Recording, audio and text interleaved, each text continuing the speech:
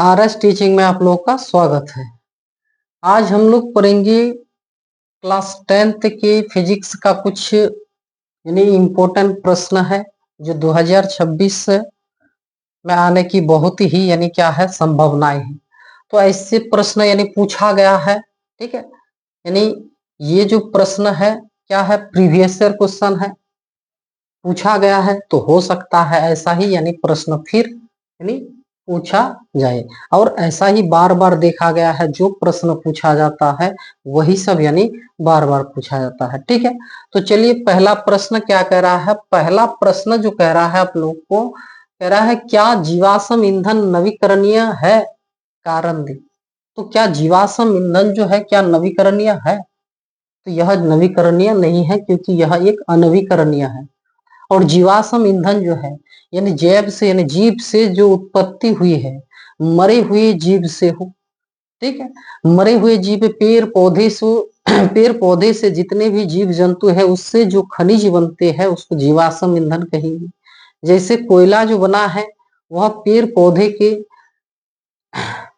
पौधे लाखों करोड़ों वर्ष पहले ही यानी क्या मिट्टी के अंदर दबे हुए थे, उससे यानी क्या बने हैं, तो कोयला बना है। बहुत ऐसे जीव जंतु जो लाखों करोड़ों वर्ष पहले मर गया था, मिट्टी दब गए थे, और उससे यानी क्या बना है, तो पेट्रोलियम बना है। तो उसको हम लोग क्या कहेंगे, जीवाश्म ईंधन। तो जीवाश्म ईंधन क्या नवीकरणीय है? तो ये नवीकरणीय नहीं है, ये क्या है, एक अनवीकरणीय। देखिए जीवाश्म ईंधन यानी ऊर्जा अनवीकरणीय स्रोत है। नवीकरणीय और अनवीकरणीय को जानिए। अनवीकरणीय वह क्या है, यानी अनवीकरणीय जिसको समाप्य संसाधन भी कहा जाता है, क्योंकि वह एक बार अगर खत्म हो जाएगा फिर वह दोबारा प्राप्त नहीं होगा, ठीक है। और इसको जितना यूज कीजिएगा उतना ही यह क्या होगा, खत्म होगा। और नवीकरणीय वह क्या है, तो वह समाप्य संसाधन नहीं है। जैसे सौर ऊर्जा वह समाप्य संसाधन नहीं है। तो यहाँ बोला गया है जीवाश्म ईंधन ऊर्जा यानी क्या है, अनवीकरणीय स्रोत है। जैसे यानी क्या, कोयला, पेट्रोलियम, प्राकृतिक गैस, ये जीवाश्म ईंधन की श्रेणी में आते हैं। ये जितने भी है, चाहे कोयला बोलिए, पेट्रोलियम बोलिए, पेट्रोलियम के अंतर्गत क्या क्या आ जाएगा, पेट्रोल आ जाएगा, किरोसिन आ जाएगा, डीजल आ जाएगा, स्नेहल आ जाएगा। ये सब जितने भी है वह क्या पेट्रोलियम के अंतर्गत आते हैं। प्राकृतिक गैस जो एलपीजी जो सिलेंडर जो जलाते हैं वह यानी क्या है, प्राकृतिक गैस है। तो ये जितने भी है सबको क्या है, जीवाश्म ईंधन के श्रेणी में आते हैं। ये क्या है, जीवाश्म ईंधन है, ठीक है। यह ईंधन करोड़ों साल बाद बनता है। ये नहीं जो यानी आज कुछ पेड़ पौधे नीचे मिट्टी के अंदर दबा दिए और फिर यानी 20 दिन या 25 दिन बाद कोयले का निर्माण हो गया, ऐसा नहीं होता है। इसको बनने में लगभग देखिए यहाँ करोड़ों करोड़ों साल बाद, ठीक है, करोड़ों साल लगते हैं बनने के लिए। अगर अभी हम लोग का जीवाश्म ईंधन से जैसे कोयला, पेट्रोलियम, प्राकृतिक गैस, ये 18वीं शताब्दी, 19वीं शताब्दी, 20-21वीं चल रहा है। ये हम लोग को कुछ यानी 300 250 साल से हम लोग को यानी पता चला है, और अभी हम लोग देख रहे हैं जो यानी आहिस्ता आहिस्ता यह घट जा रहा है। तो ऐसे अगर यानी हम लोग इसका इस्तेमाल करेंगे तो एक दिन क्या हो जाएगा, समाप्त हो जाएगा। तो कह रहा है यह ईंधन करोड़ों साल बाद बनता है। इसकी सुरक्षा करना हमारे लिए एक परम आवश्यक है, ठीक है। इसकी सुरक्षा के लिए हम लोग को क्या चाहिए, एक परम आवश्यक चाहिए, जरूरी है, क्योंकि हम लोग इसका उपयोग न करके हम लोग नवीकरणीय जो ऊर्जा स्रोत है उसका उपयोग करेंगे। जैसे पवन ऊर्जा हो गया, सौर ऊर्जा हो गया, जल विद्युत हो गया।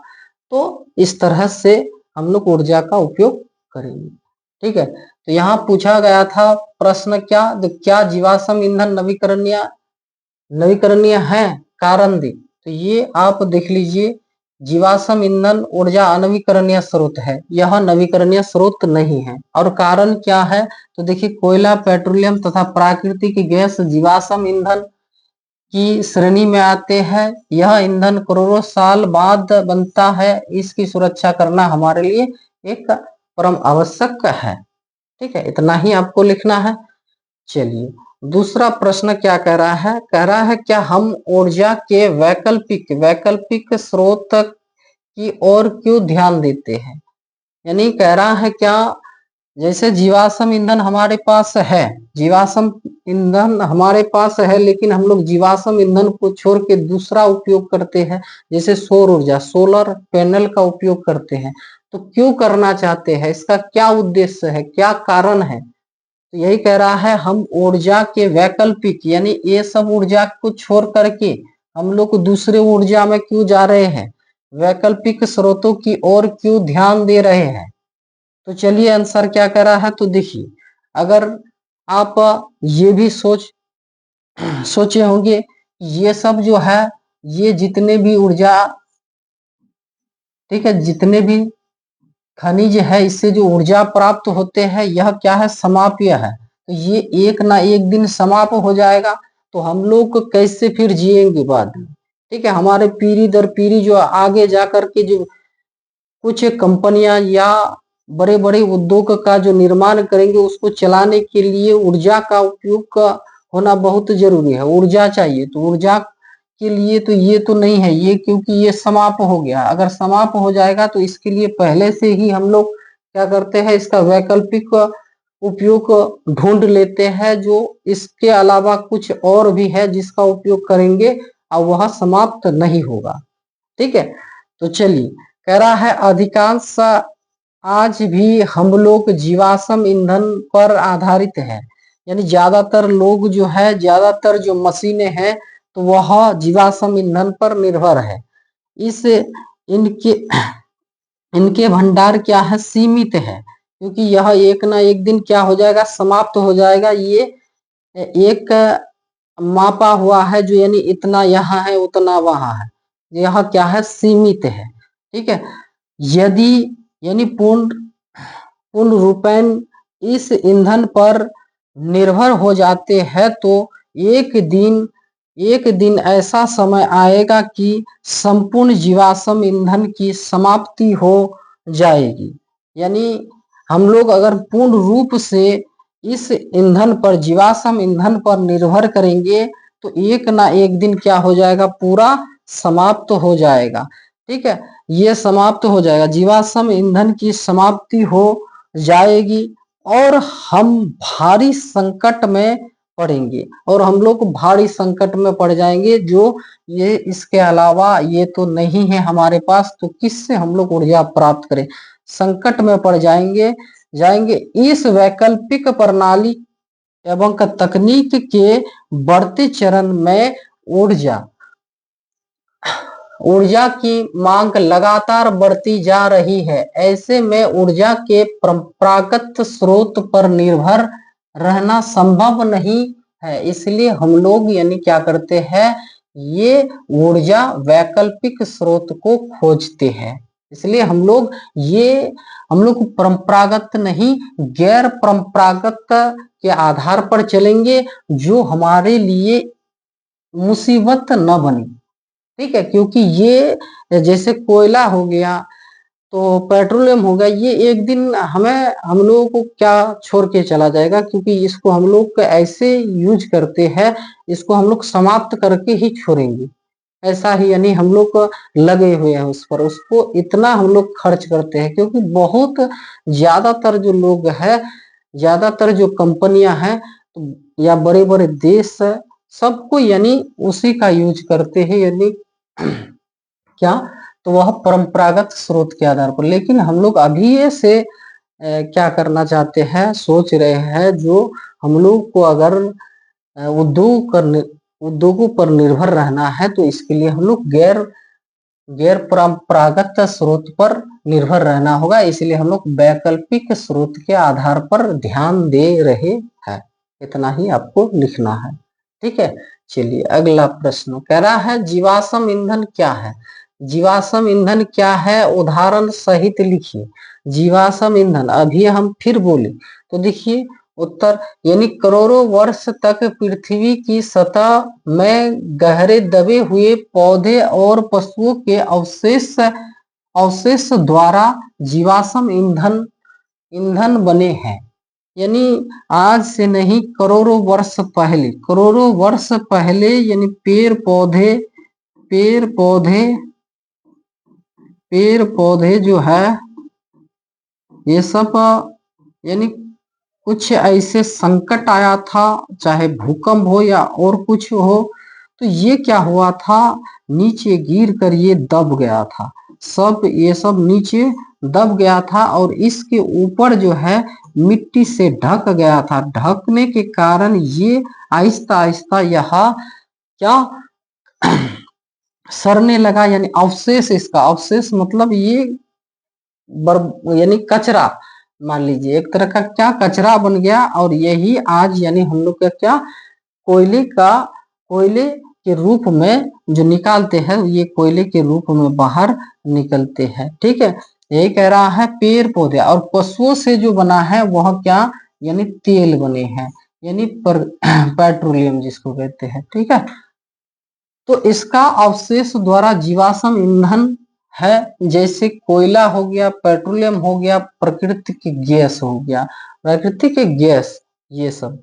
तो आपको अगर परिभाषा देना है जीवाश्म ईंधन क्या है, उदाहरण सहित लिखिए। तो आपको लिखना है करोड़ों वर्ष तक पृथ्वी की सतह में गहरे दबे हुए पेड़ पौधे और पशुओं के अवशेष द्वारा जीवाश्म ईंधन बने हैं, जिससे यानी कोयला, पेट्रोलियम और प्राकृतिक गैस जैसे, यानी उदाहरण के तौर पर। ठीक है, तो चलिए यही था।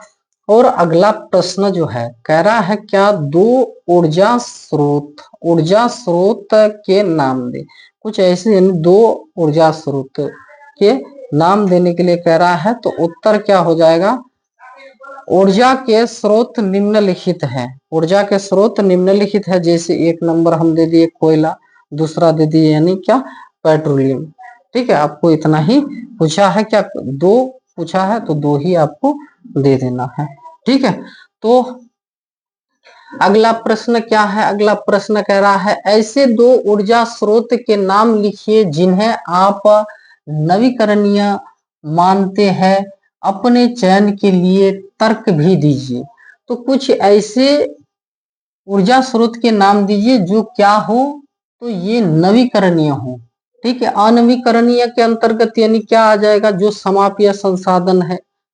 ठीक है, जो जीवाश्म ईंधन जो है वह क्या हो जाएगा, वह अनवीकरणीय संसाधन के अंतर्गत आएगा। लेकिन यहाँ पूछा गया है नवीकरणीय संसाधन के अंतर्गत। तो नवीकरणीय तो जैसे जल विद्युत ऊर्जा, जल से भी यानी क्या होते हैं, विद्युत का उत्पादन होते हैं, तो जिससे यानी ऊर्जा प्राप्त होते हैं। क्या होते हैं, ऊर्जा प्राप्त होते हैं। ठीक है, विद्युत यानी बिजली प्राप्त होते हैं।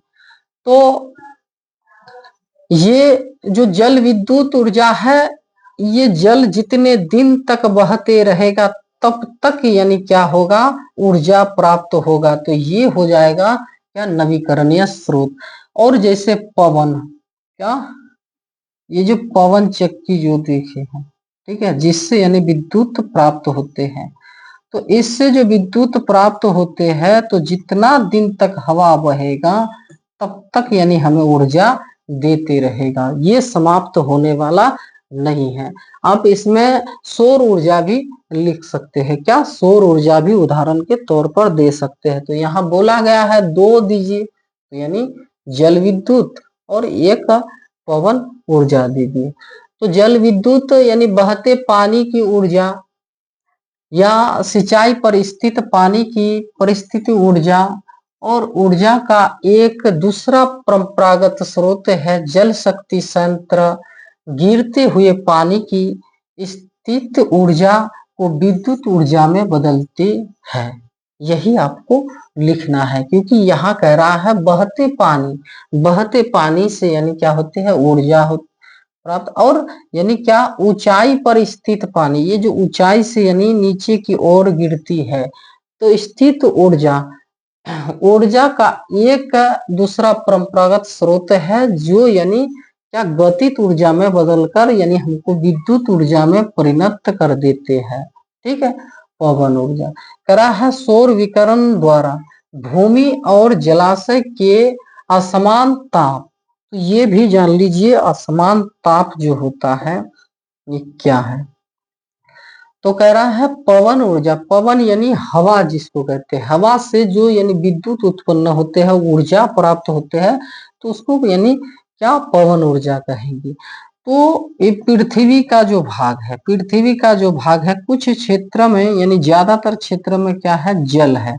चलिए भारत का ही कुछ क्षेत्र लेते हैं जो तटीय क्षेत्र है। तटीय यानी इसके बगल में जो क्या है, समुद्र है। ठीक है, तो ये समुद्र है और इसमें क्या है, जल जो है। ठीक है, तो सूर्य के प्रकाश से पहले क्या होते हैं, जो स्थल पहले गर्म हो जाते हैं, स्थल पहले गर्म हो जाते हैं, तो स्थल गर्म हो जाते हैं और जल बाद में गर्म होते हैं। ठीक है, तो ये प्रकृति का एक ऐसा क्रिया है, वह चाहता है सब कोई हम लोग क्या रहे, बराबर में रहे। मनुष्य नहीं चाहेगा, मनुष्य ये नहीं चाहेगा जो यानी हमारे पास अगर धन ज्यादा है, दूसरे के पास यानी कम है तो क्यों है, थोड़ा उसको भी दे, ऐसा कुछ नहीं, दूसरे के बारे में नहीं सोचेगा। लेकिन प्रकृति के ऐसा है जो यानी सबके बारे में सोचता है। तो देखिए ये जो है जल जो है क्या ठंडी है और स्थल क्या है, गर्मी है। तो इसको ठंडा करने के लिए यह चाहता है इसको भी हम यानी स्थल को भी जल के बराबर ठंडा कर ले, चाहे उसके लिए हमें गर्मी क्यों ना होना पड़े। ठीक है, तो इसको ठंडा करने के लिए इधर से हवाएं बहती है और हवा जब बहने लगती है तो इसी क्षेत्र में क्या करते हैं, जब हवा बहने लगती है तो पवन चक्की यहाँ लगा देते हैं। तो यही कह रहा है सौर विकिरण द्वारा भूमि और जलाशय, ये है भूमि वाला भाग, ये है जलाशय वाला भाग, असमान तापमान वायु गतित ऊर्जा उत्पन्न करती है। और ये असमान क्योंकि कहीं पर ज्यादा, कहीं पर ये गर्मी ज्यादा, कहीं पर गर्मी कम है, तो असमान है, ताप एक जैसा नहीं है। ठीक है, असमान ताप वायु गति करते हैं, इसलिए यानी वायु क्या करते हैं, गति करने लगते हैं, उत्पन्न करता है, जिस कारण यानी पवन बहते हैं, इसी के कारण यानी हवा बहने लगती है, यानी पवन बहती है।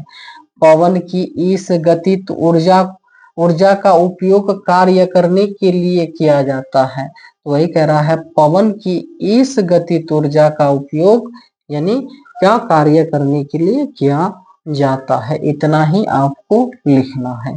ठीक है, तो आशा करते हैं आप लोग को समझ में